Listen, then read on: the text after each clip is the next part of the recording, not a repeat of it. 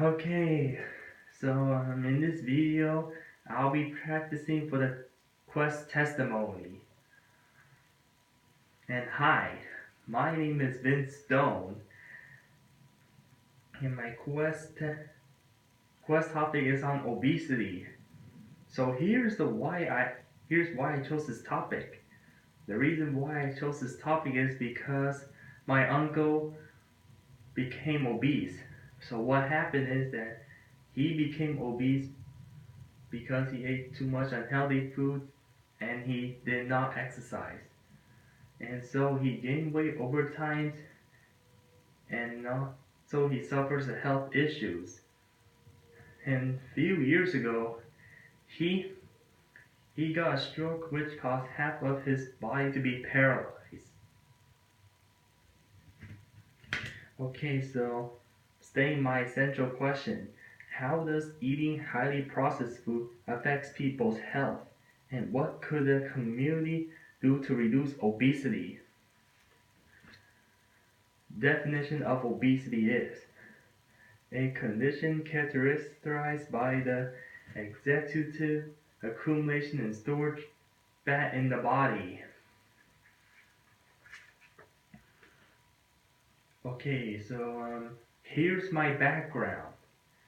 The processed food was invented in the 1890s.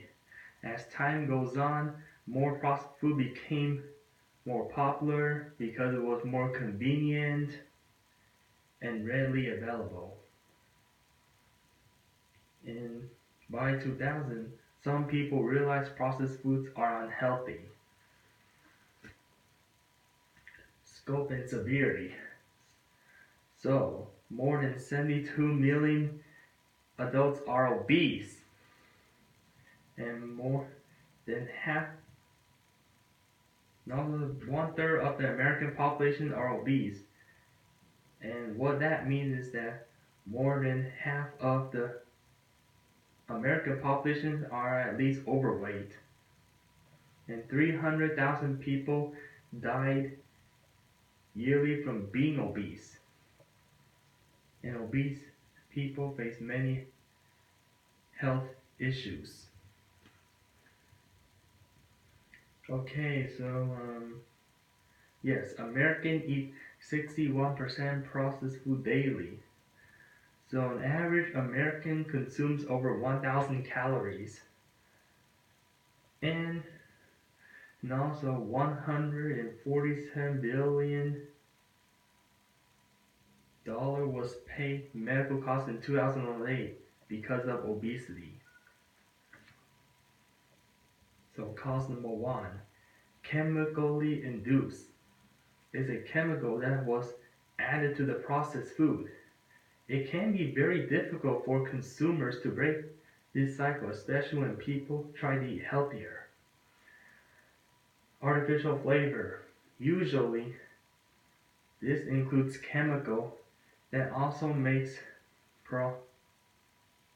the food taste better. It is high in sodium or sugar. And one of the most common artificial flavor is the monosodium glutamate. So it is usually found in Parmesan cheese and potatoes, mushroom, or a vegetable, and it is high in salt. And also an increase in carbon is to make the processed food smell better. That will attract more consumers to eat more processed food. And cost number two, cheaper processed food is one of the things why low-income families are more likely to afford it. They were more likely to buy the processed food because it is cheaper than healthy food and they're readily available. Okay, so cost number three. Television ads shows that 50% of all the ad times on children's show.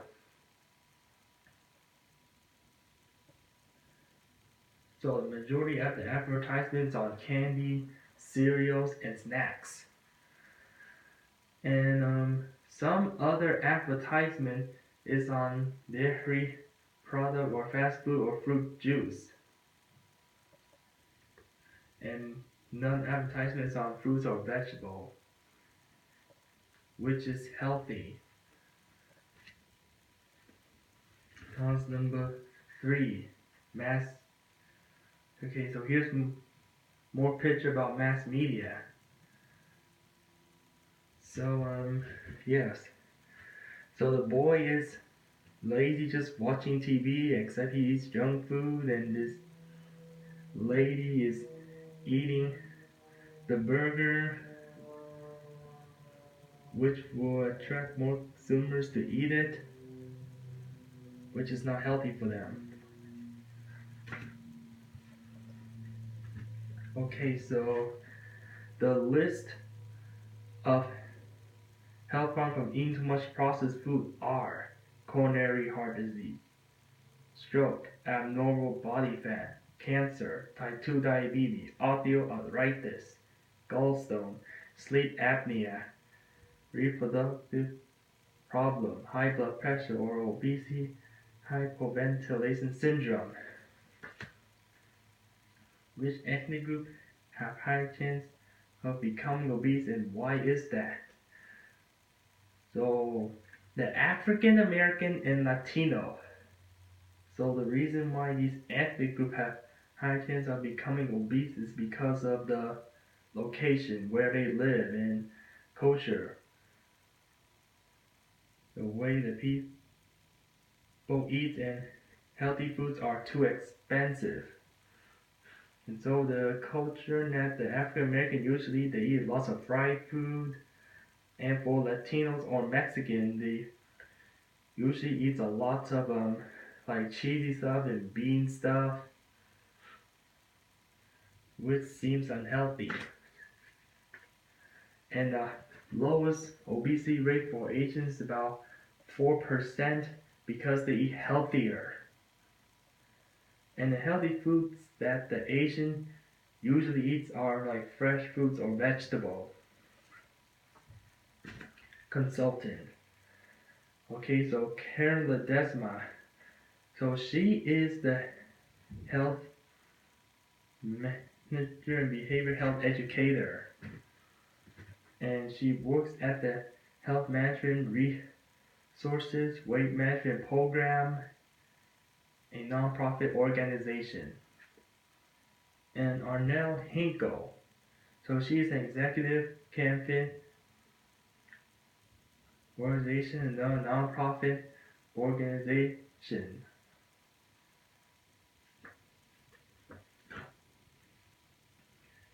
My experience. So for my experience, I sort out the food and unpack the food. And I also help out to put together the HMR binder for Ms. Ledesma's patient for my experience. Okay, here's my service part. A Tri-City Food Bank is a non-profit organization where I did my service. It is located in Fremont. Its mission is to eliminate hungers and providing volunteer opportunity and job training in order to reduce obesity in right-now community, especially for the low-income families, children, and youth or seniors. So the limitation is that there are not enough volunteers to help out for the Tri-City Food Bank, and there are certain food that the food bank do not have enough to give to all of the food recipients, and people do not have enough time to help out all the food recipients to get their food. Okay, so for my service. So Tri-City Food Bank is where the food recipient receive free food donation from the government or the private donors. And this organization helps to reduce obesity and promote healthy residents of the Alameda County. So, from so in this picture, I'm gathering fresh fruit and other foods to place them in the car for the food recipient. And the goal of this organization is to distribute healthy foods such as fresh fruit, milk, juice, eggs, and other good food to the low-income recipient and to the homelessness. So solution number one. According to Ms. Hinkle, low-income families can apply for food stamps or supplemental nutrition assistance program. And the government should increase tax on unhealthy food. And the federal government should educate people how to prevent to become obese. Solution number one. Low-income families do not, so the benefit is that low-income families do not have to pay for food. And another benefit is that kids from low-income families also get free healthy food at school. And the challenge is that the government struggles to make tougher regulation on the food industry because the food industry kept defeating government's lobbying by putting millions of dollars. Well, the government only lobbies about $70,000, which is why the food industry kept winning. And so the government cannot make a tougher regulation on the food industry to make more processed food. Solution number two. Schools should not sell unhealthy foods such as high sugar or fat products. So here's the benefit. The benefit is that more students are staying healthier and also they are also avoiding eating unhealthy food. And the challenge is that it costs money to buy programs to teach these students to be healthier. And another challenge is that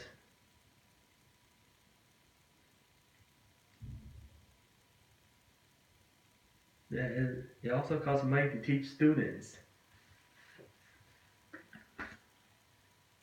Solution number three.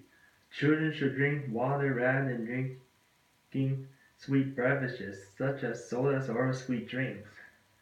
And parents should limit their child from watching too much media, such as TV or computer. And people should get enough exercise to stay fit, and consumers should just eat the right amount. So the benefit is that people will not become obese, and therefore they will not get health issues. And the challenge is that it's hard to avoid eating processed food, especially when the consumers are addicted to it. Advocacy. The Food and Drug Administration has authority to toughen the regulation on the food industry. And the government needs to make more law to prevent consumers to eat unhealthy food. Restate my essential question. How does eating highly processed food affect people's health, and what could the community do to reduce the obesity? Answer to essential question part 1. Eating too much processed food is dangerous, and 300,000 people die yearly, as I mentioned earlier, and people face many health problems from obesity, and people with low income will more likely to buy unhealthy food, and social media also encourage people to eat more unhealthy food. Answer to EQ part 2. Low-income families can get food from the non-profit organizations such as Tri-City Food Bank, Food Pantry, or Soup Kitchen. People eat healthy food such as some processed meat, vegetable and whole grain food. And people should exercise to maintain their weight. In the interview with both of my consultants helped me to understand that individual, community, and government can find ways to prevent obesity. Here's my closing quote. So, closing quote is some people die of hunger, and many people die from eating too much processed food. And the quote was written by Benjamin Franklin. So I want to thank Mr. Yu and Mr. H for giving me time to work on class, and I like to thank my mom and my consultant that helped me on my quest as well. Thank you. Well, sorry I do not have the PowerPoint in this video. Well, since you watched the whole presentation, just give me any feedback to make me present better.